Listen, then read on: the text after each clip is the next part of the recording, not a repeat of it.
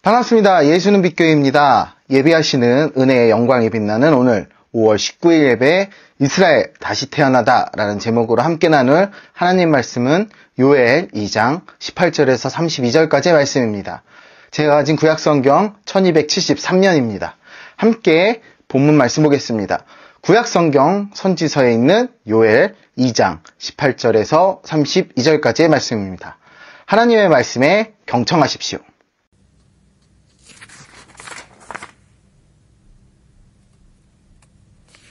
그때 여호와께서 자기의 땅을 극진히 사랑하시어 그의 백성을 불쌍히 여기실 것이라.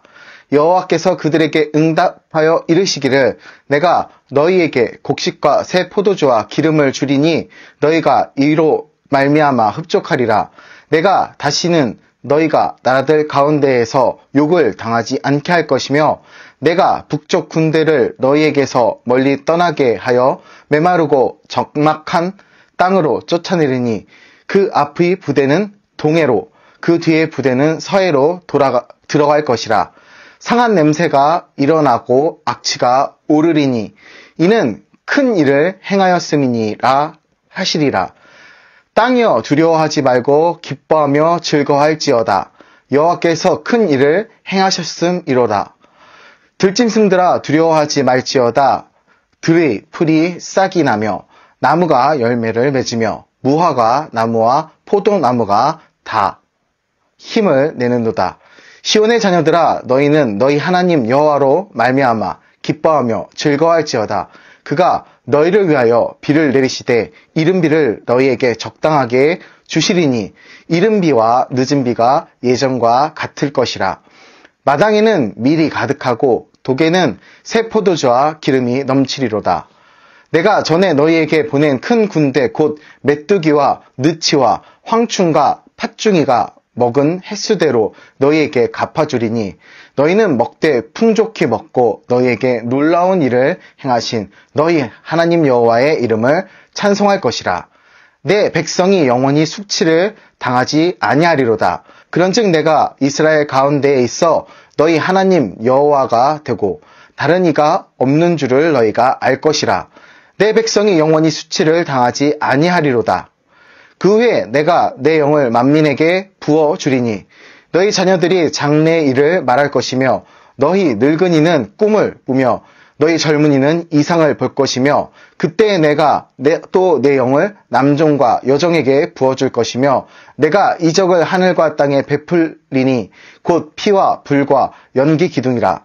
여호와의 크고 두려운 날이 이르기 전에 해가 어두워지고 달이 핏빛같이 변하려니와 누구든지 여호와의 이름을 부르는 자는 구원을 얻으리니 이는 나 여호와의 말대로 시온산과 예루살렘에서 피할 자가 있을 것이며 남은 자 중에 나 여호와의 부름을 받을 자가 있을 것임이니라. 아멘.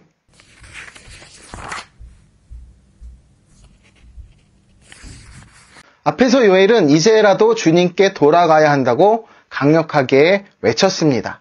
비록 상황은 암울하고 희망이 보이지 않지만 아직 용서받을 기회가 남아있다는 간절한 외침이었습니다.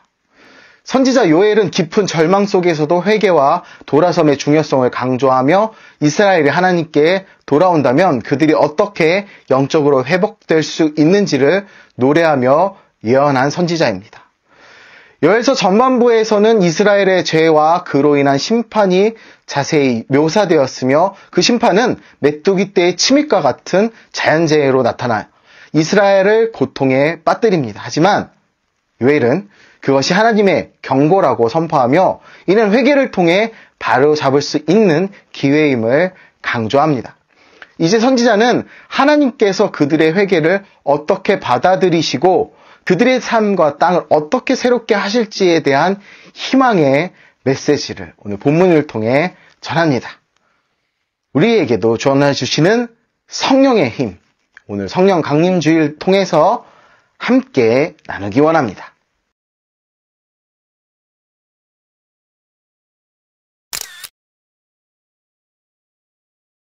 요엘은 이스라엘이 진심으로 회개하고 하나님께 돌아설 경우 하나님이 그 땅을 다시 사랑하실 것이며 이스라엘을 단순한 주민들이 아닌 진정한 백성으로 인정하시며 그들을 불쌍히 여기시고 회복시켜 주실 것이라고 강력히 선언합니다. 이는 오늘 본문 18절에 나와 있는 기록뿐만 아니라 이전 1절에서 2절까지에도 기록되어 있지요. 이 깊은 회복의 약속은 단지 물질적 복원에 그치지 않습니다. 이는 또한 영적인 치유와 재생의 시작을 알리는 것입니다. 곡식과 포도주가 부족하여 소재와 전제가 중단된 그 땅에서 하나님은 이스라엘이 율법을 잘 준수하면 끊어지지 않는 풍성한 곡식과 새 포도주 그리고 기름을 다시 제공하실 것임을 약속하셨습니다. 이러한 하나님의 약속은 이스라엘의 물리적 필요뿐만 아니라 영적인 회복을 향한 확고한 의지를 반영하는 것입니다. 더욱이 요엘은 강조합니다.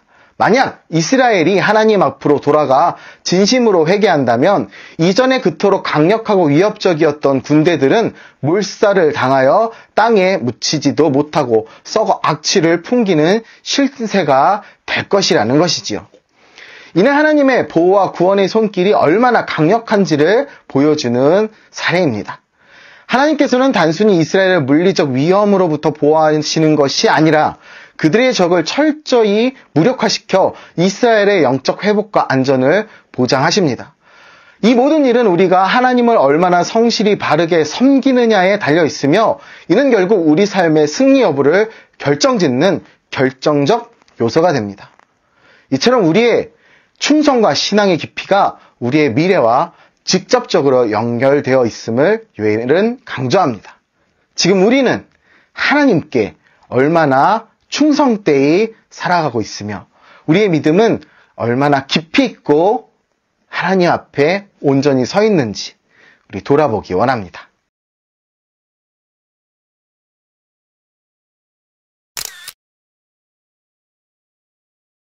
요엘은 예언을 시작하며 재앙을 선포할 때 그 대상을 부르는 혹격을 반복적으로 사용했습니다. 특히 이 구절에서도 땅이여 들짐승들아 시온의 자녀들아 라는 혹격을 사용하고 있는데 이는 이전에 선포된 모든 재앙이 극복될 것임을 암시합니다. 이전에 선포에서는 이스라엘의 각 계층에 속한 사람들을 부르며 예언했지만 여기서는 땅과 들짐승을 불러서 시작하고 있습니다. 이는 그 땅이 하나님의 심판을 받아 사람이 거의 없는 황폐한 상태가 되었음을 의미합니다.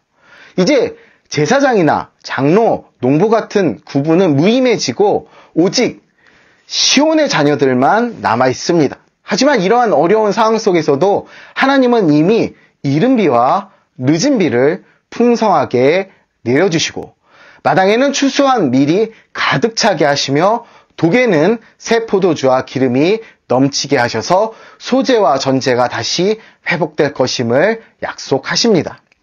이러한 하나님의 약속은 모든 재앙의 상처가 회복될 것임을 확신시키시고 내 백성이 영원히 수치를 당하지 아니하리로다 라는 선언이 2번 강조되어 하나님의 풍부한 공급과 하나님을 향한 찬송이 계속될 것이며 언약이 재확립될 것이라 보장하십니다. 이는 하나님의 구원과 보호의 약속이 어떠한 환경에서도 변함이 없이 유효하다는 것을 암시하고 시사합니다. 설사 모든 것이 무너져 내린 듯한 절망적인 상황 속에서도 하나님을 굳게 붙잡을 때 하나님은 반드시 회복의 소망과 기회를 제공하신다는 거죠. 이는 모든 사람들에게 믿음의 힘과 하나님의 변함없는 사랑을 다시 한번 기억하게 하시는 강력한 메시지입니다. 지금 우리에게도 이 말씀을 전해주시며 선포하고 계십니다.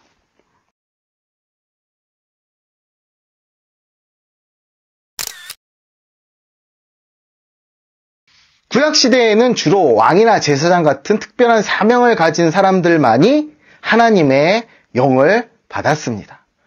하나님의 영, 곧 성령을 받았다는 이야기죠. 이들은 리더십과 중대한 임무를 수행하는 데 필요한 영적인 능력을 부여받았죠.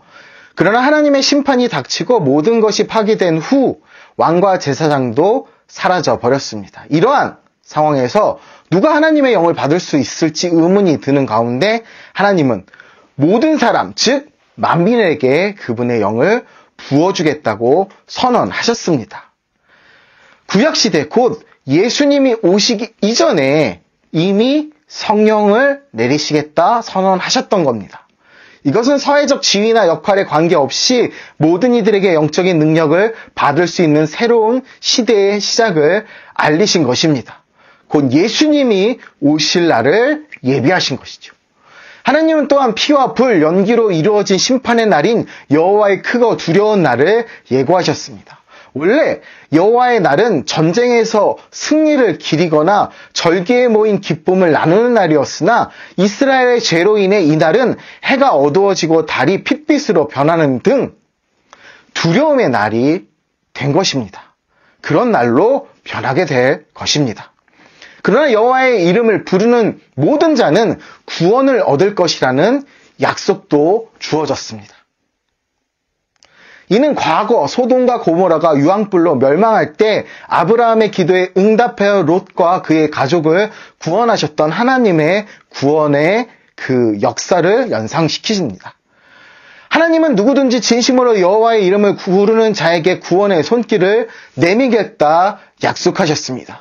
이렇듯 하나님의 영을 받는 것은 더 이상 특정 계층이나 직책에 국한되지 않습니다. 하나님은 모든 이들에게 공평하게 영적인 능력을 부어주시며 그 크고 두려운 날에도 진심으로 하나님을 부르는 이들을 구원하실 것임을 선언하셨습니다. 이는 모든 인류에게 희망의 메시지를 전달하며 어떤 상황에서도 하나님을 향한 믿음과 그 호출이 우리를 구원할 수 있다는 강력한 확신을 제공합니다.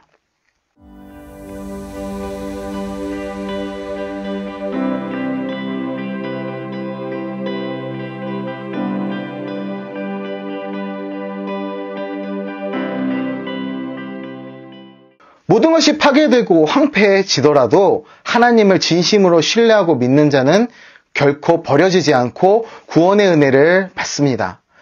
하나님께서는 의인을 악인과 동일하게 취급하지 않으시기 때문에 하나님의 이름을 부르는 의인들은 어떠한 해를 입지 않을 것입니다. 이는 하나님의 정의와 공평함이 온전히 실현된다는 것을 의미합니다. 우리에게는 하나님이 부어주신 성령의 놀라운 권능이 있으며 이 권능을 통해 기도하고 하나님의 뜻을 이 세상에 구현할 수 있습니다. 성령을 통해 우리와 함께 하시는 하나님의 놀라운 도우심을 믿음으로써 우리는 이 악한 세상에서 담대하게 살아갈 수 있는 힘을 얻습니다. 우리는 이러한 믿음의 힘을 갖고 성령 안에서 흔들림 없이 거듭나야 합니다. 성령의 권능을 갖춘 우리는 어떠한 외적인 재난이나 내적인 시련에 직면하더라도 하나님의 보호 아래서 안전함을 느낄 수 있습니다. 하나님은 우리가 하나님의 이름을 부를 때마다 귀를 기울이시고 우리의 기도에 응답하여 우리를 강화하시고 회복시키십니다. 이 악한 세상 속에서 우리가 담대하게 살아가기를 소망하는 것은 단순히 인간적인 용기의 발현이 아니라 성령의 능력에 근거한 확신 때문입니다. 따라서 우리는 하나님의 뜻을 이해하고 하나님의 지시에 따라 순종하며 살아갈 때 우리의 삶은 하나님의 계획과 목적에 따라 놀랍게 변화될 것입니다. 하나님의 은혜와 성령의 도움으로 우리는 모든 어려움을 극복하고 그 믿음의 길을 걸으며 하나님 나라를 이 땅에 반영하고 나타낼 수 있습니다. 이것이 우리가 이 세상에서 가지는 가장 큰 희망이며 하나님과의 깊은 관계성에서 이루어지는 진정한 승리입니다. 우리 모두가 이러한 신앙의 여정에서 굳건히 서서 하나님의 영광을 세상에 나타내기를 소망합니다. 이는 우리가 하나님을 향해 나아갈 때 하나님께서 예수 그리스도께서 우리를 향해 나아오신다는 우리에게 임재하시고 우리에게 능력을 베푸신다는 믿음의 원리를 실천하는 것입니다. 우리 함께 예수 그리스도께서 허락하신 믿음으로 승리하길 축복하고 기도합니다. 감사합니다.